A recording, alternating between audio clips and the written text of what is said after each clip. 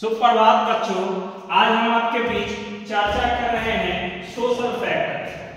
Social factor पर चर्चा कर रहे हैं। सोशल फैक्टर जिसको आप सामाजिक कारक के नाम से जानते हैं। हम में से हर व्यक्ति अपने व्यक्तिगत जीवन में कहीं ना कहीं किसी न किसी कारक से दो चार होता है, और उस दो चार होने में हम आप इस बात को भली भांति जानते हैं कि आज के समाज में सभी वर्गों में किसी न किसी प्रकार की अशांति पाई जा रही है।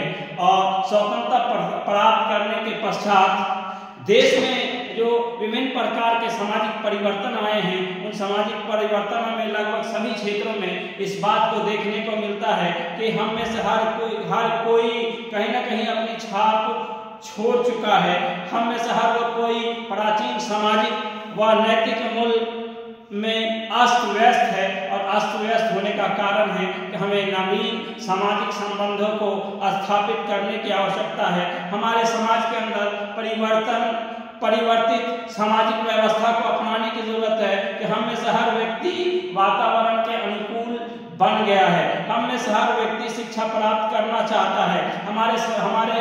हमारे जीवन के अंदर समाज के विभिन्न अंग देखने को मिलते हैं। उनमें से अक्सर हम देखते हैं कि छात्र समुदाय भी इसके लिए छात्रों के व्यवहार के लिए एक प्रतिबिंबित के रूप में काम कर रहा है। और कारण है कि हम में से हर व्यक्ति कहीं जातीयता तो कहीं प्रांतीयता या फिर भाई भतीजावाद के चक्कर में फंसा हुआ है। हम में से हर व्यक्ति की भावना अलग अलग रूपरेखा में देखने को मिलती है। हम में से हर व्यक्ति अपनी शासन करना चाहता है। हम में से हर कोई वर्ग विशेष की भूमिकाओं में आना चाहता है। हम में से हर व्यक्ति चाहता है उसे सुख सुविधाएं मिले। हम में से हर व्यक्ति के अंदर नैतिकता का अभाव देखने को मिलता है। हम में से हर व्यक्ति अपने व्यक्तिगत भावनाओं पर आधारित होकर के छात्र के अंदर जो है वो छात्र शांति पर प्रतिकूल प्रभाव पड़ता जा रहा है। कारण क्या है कि हमारे सामाजिक दृष्टिकोण जो है, सामाजिक कारक जो है, वो सही दिशा में काम नहीं कर पा रहे हैं। कारण क्या है कि हम में से हर व्यक्ति समाजीकरण की बात तो करता है, सामाजिक चिंता के बारे में तो चाहता है कि समाज के अंदर परिवर्तन हो, लेकिन परिवर्तन के श्रेणी में अग्रणी श्रेणी में आने के लिए कोई नहीं चाहता।